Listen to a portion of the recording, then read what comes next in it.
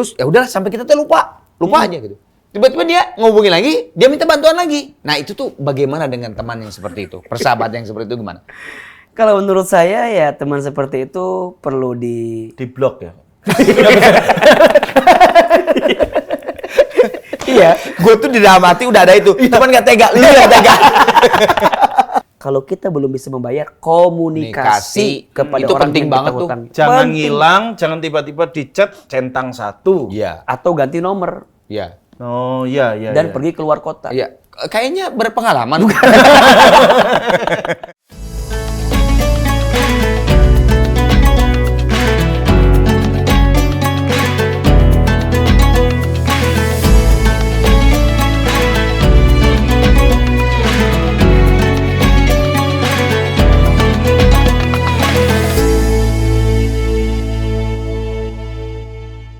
Assalamualaikum warahmatullahi wabarakatuh. Balik lagi di Curhat, Curhat Bareng Ustadz.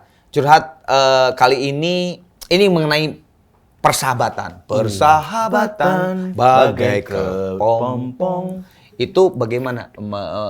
Intro dikit aja, intro Iya. dikit. Iya. Gimana memandang persahabatan pertemanan? Iya, persahabatan itu bagai kepompong. Ya. Itu menerusin. Itu cuma Iya, persahabatan itu penting karena seperti apa kualitas hidupmu tergantung siapa sahabat. Yap. Betul. Itu penting banget. Dan dengan siapa kamu berteman kan itu mencerminkan ini ya pergaulanmu, Iya. bagaimana gaya hidupmu, kemudian itu saling mempengaruhi, Betul. bukan menjadi satu-satunya pengaruh, tapi menjadi salah satu faktor dalam pengaruh hidup. Gitu. Betul. Nah, mengenai pertemanan itu kan tidak selalu baik-baik aja. Iya kan? Oke. Naik turun itu pastilah, itu Ya. mah pastilah. Bahkan kadang ada yang menyebabkan sampai kita tuh merasa kecewa dengan hubungan yang sudah terbina ya selama itu gitu kan. Nah, sesuai sekali dengan tema kita hari ini, toxic friendship dalam Islam. Wah. Tapi sebelum kita bahas-bahas toxic friendship dalam Islam, saya mau minum kopi dulu. Kopi tubuh gajah. Alhamdulillah. Amin. Oke, Siap. langsung aja lah kita mengenai pembahasannya mengenai toxic, susah banget. Toxic friendship Nah. dalam Islam. Nah, sekarang gini, Rasulullah Shallallahu Alaihi Wasallam itu ada nggak sih kan sahabat Rasulullah tuh banyak banget. Banyak. Tapi ada nggak di dalam ceritanya Rasul itu ada yang toxic gitu? Iya. Ada nggak sih? Ada ketika ada satu orang yang disebut sebagai orang yang paling munafik itu kan. Tapi sahabat. Iya, kan sahabat itu artinya orang yang hidup bersama dengan Rasulullah dan melihat Rasulullah. Ya. Kemudian dia juga mendengarkan apa yang Rasulullah sampaikan. Itu sahabat. Ya. Jadi pernah hidup bersama, melihat Rasulullah dan dia dekat dengan Rasulullah. Ya. Itu juga adalah seorang sahabat. Ya. Dan memang ada sahabat yang disebut sebagai bapaknya orang munafik itu, yang ketika diajak untuk berjuang malah kemudian dia pergi, ya, meninggalkan baginda Nabi Sallallahu Alaihi Wasallam. Ketika perang Uhud misalnya, ya kan, banyak pasukan yang kemudian digembosi kalau bahasa kita. Udahlah kita nggak akan menang gitu. Akhirnya kan mereka pergi dan kemudian kaum muslimin mendapatkan perlakuan yang waktu itu dalam tanda kutip kecewa lah hasilnya. Ya. Satu kali Nabi pernah menyuruh pasukan untuk kemudian kamu jangan turun dari Jabal Rumat ketika perang Uhud. Tapi kan ketika mereka melihat ghanimah di bawah banyak harta, ujungnya mereka turun ke bawah. Ujungnya pasukan Quraisy, kafir Quraisy datang dengan pasukan memanahnya Khalid bin Walid menghancurkan segalanya. Ini kan berangkat dari teman yang toksik tadi tuh. Oh. Itu tuh berarti ada provokatornya ya? Iya, ada yang gembosi, ada yang provokatori, sehingga membuat persahabatan yang dijalin sudah lama tadi itu akhirnya menjadi hancur gara-gara urusan harta tadi. Maka ini juga catatan sebenarnya Kang bagi kita. Dari peristiwa ini ya? Dari peristiwa ini, di antara faktor yang perlu kita jaga dalam pertemanan itu adalah urusan materi, urusan harta. Banyak di antara kita berteman bisa bertengkar gara-gara urusan hutang piutang, harta, Ya itu yang pinjam 100 tuh itu bahaya loh sebenarnya. Bahaya loh itu. bisnis, ya kan? Iya, betul. Teman dekat gara-gara urusan, mohon maaf ya, pinjam 100, Pinjam 100. bisa terputus sebenarnya. Benar. Sama satu lagi yang sebenarnya bikin persahabatan terputus itu adalah kalimat-kalimat semacam nanti ku ganti. Nah itu dia. Iya benar. Ya, nanti ku ganti deh. Nah itu. Iya. Ini nggak akan diganti itu. Enggak kan itu? Nggak akan diganti. Udah hakul yakin. Ini bukan sinetron ya, true story. Ini true story. Itu curhat sebenarnya. Iya curhat sebenarnya. mau dibedah notanya pakai aplikasi lain, gitu, tetap nggak bayar dia. Jadi memang harus berhati-hati. Bahkan izin ya Kang, ini barangkali catatan untuk kita. Ternyata manusia itu akan diuji dalam hidupnya yang paling berat dari orang terdekat. Dan dari orang yang paling dia cintai. Tapi ini nyambung ke pertanyaan berikutnya nih. Kalau iri kepada teman tuh pasti ada aja ya. Ada pasti. Tapi iri yang menjadi positif kan nggak apa-apa ya. Nggak apa-apa. Misalnya nih, wah Yusril sukses S2 dia, terus bahkan sekarang mau S3 gitu kan. Masya Allah. Wah, gua harus. Nah itu kan ada Iri. sebenarnya ada iri, tapi Iri. itu kan nggak apa-apa, bagus dong ya. Tapi kok tadi waktu Kang Arman ngomong, itu kayak tertekan gitu wajahnya gitu. Kayak tertekan. Nggak, soalnya S2 aja, S1 aja enggak. S1 aja mau. Saya tapi S24. Oh itu mah Samsung, salah ya. Salah. Iya, kata Nabi, la hasada illa snatain. Janganlah kamu iri kecuali kepada dua orang. Apa tuh? Jadi kita tuh nggak boleh iri kecuali kepada dua orang. Dua orang. Yang pertama, kamu boleh iri sama orang yang dikasih ilmu, dengan ilmunya membuat dia dekat sama Allah. Ya, iya. Jadi kan Harus ada iri tuh, harus ada iri orang, gitu ya. orang alim yang soleh, Iya. yang baik. Kita harus iri Iya, harus sama iri. kesolehan Masa dia. gua nggak kayak dia Nah, gitu ya? gitu. Masa ilmu saya semakin Termasuk segini? tadi itu Yusril udah S2, Bismillah kita juga bisa. Bisa Nah lah, itu gitu. tapi dipakai buat memang dekat ke Allah gitu. Iya, iya. Jadi soleh, ya. Kalau nyari orang pintar banyak Kang. Iya. Yang sekarang susah nyari orang bener. Betul. Makanya jangan ngejar pintar tapi ngejar bener. Betul. Karena yang pintar belum tentu benar. Wah, Yang iya, benar iya. itu pasti pintar. Ya. Ya. Betul. Nah yang kedua, boleh kita iri kepada siapa orang yang diberikan harta, yang dengan hartanya diinfakkan di jalan Allah. Maksudnya apa? Kan kita kadang-kadang iri tuh pada urusan dunia ya. Nah itu capek banget loh. Iya. Capek nggak sih? Capek. Capek. Dia Ada punya- orang yang lebih kaya iri gitu. Iya. Ya kalau kayanya dipakai taat ke Allah ya bagus. Betul. Tapi kan tidak sedikit kaya tapi malah jauh dari Allah. Iya, Itu namanya istidraj. Istidraj itu satu keadaan yang seakan-akan kau diangkat derajatnya, padahal kau sedang dihancurkan dalam hidup. Iya. Betul. Iya kan? Karena Makanya saya pernah nanya begini, pilih mana? Mana yang paling bagus menurut Kang Arman dan Mas Yusil? Kaya syukur atau miskin sabar? Kaya syukur. kaya syukur atau miskin, miskin sabar. sabar. Kaya syukur. Kaya syukur sih kalau saya. Kalau saya jawabannya kaya sabar.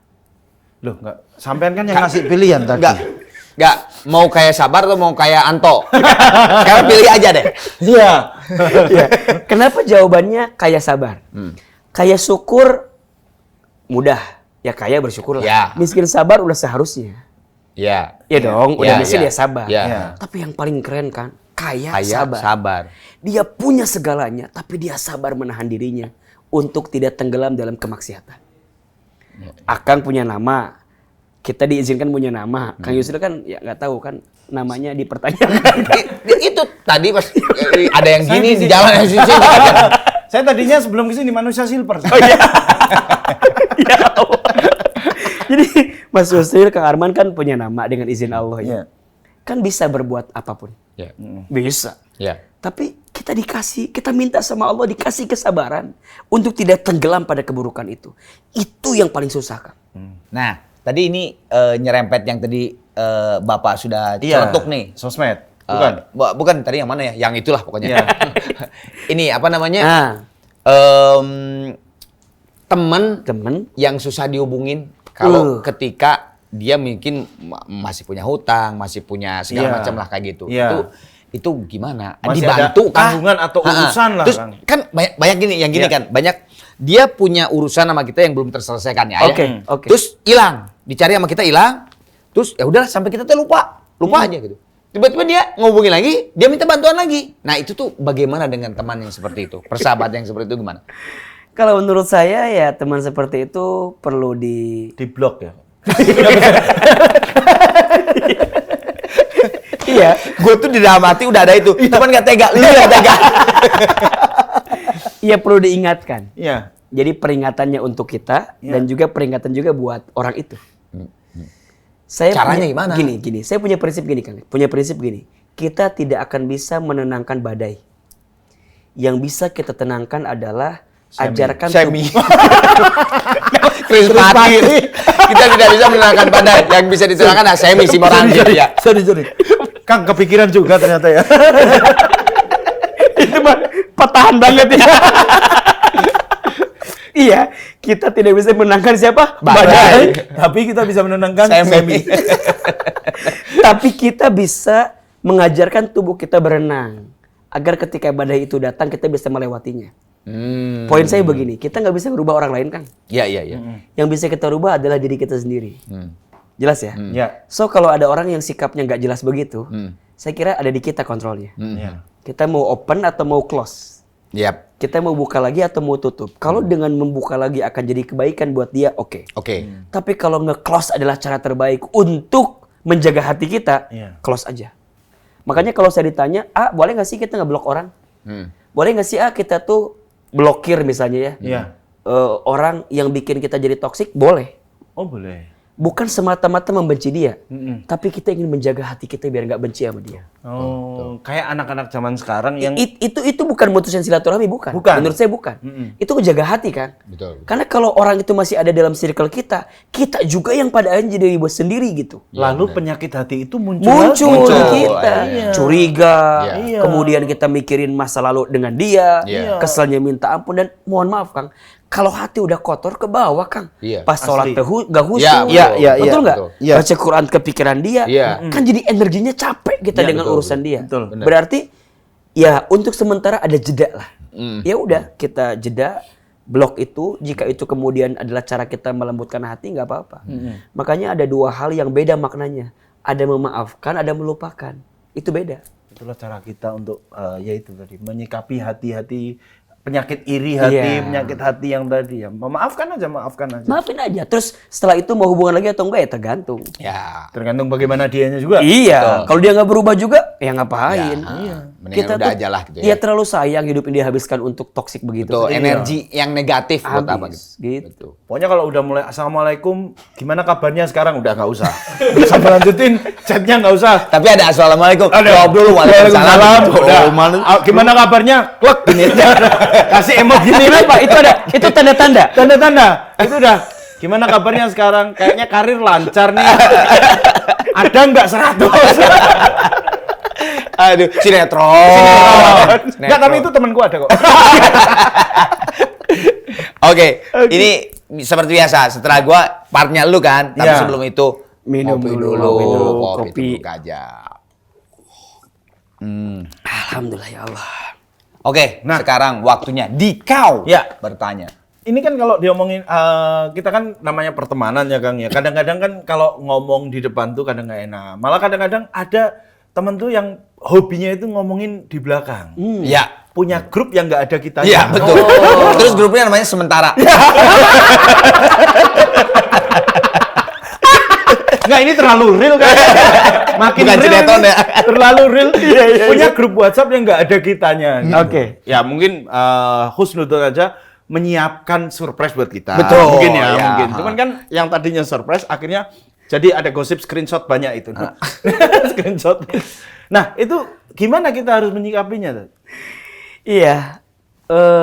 Kalau saya berpikir begini, kalau ada orang yang ngomongin kita di belakang, berarti posisi kita lebih terdepan dibanding dia. Ada di depannya. Ada di depannya. Oke. Betul nggak? Ya, Betul. ya. Karena kalau kita di belakangnya dia, ya nggak akan diomongin di belakang. Ya, betul. Diomongin di depan dong. Iya. Iya. Iya.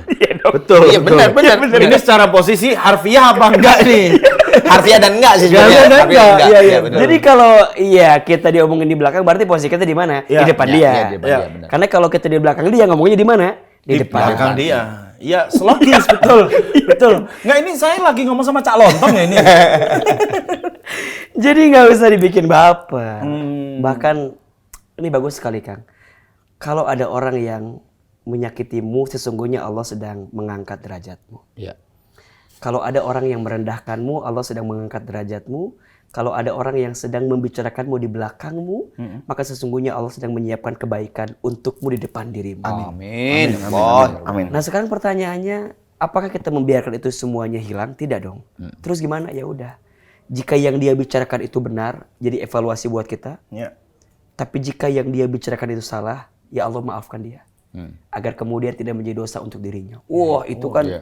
luar biasa. Dan wajar dalam hidup tuh selalu ada aja yang begitu. Tapi saya mah yakin Sril ya, kalau kita tuh memang benar dalam arti kata memang benar di mata Allah juga. Iya, iya. Itu tuh walaupun lu diomongin ya sama si grup sementara itu gitu ya, walaupun di situ misalnya 5 orang lawan 1 kita. Iya, iya.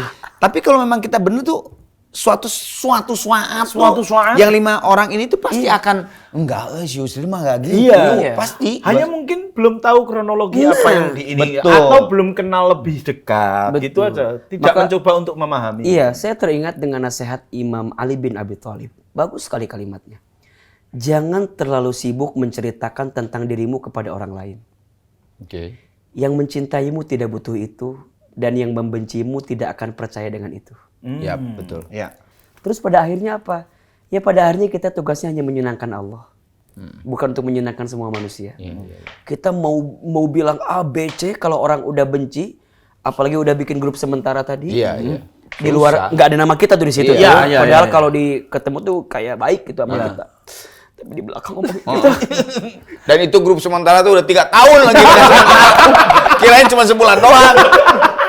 Jadi ya menurut saya udahlah, mungkin selama ini pahala kita tuh jadi besarnya gara-gara ada yang ngomongin kita di belakang. Ya. Oh. Jadi mikirnya tuh bukan mikir dunia aja gitu kan. Iya. Ya kita mikir, mohon maaf ya, sholat kita mungkin belum khusyuk, baca Quran kita mungkin makharijul hurufnya belum sempurna.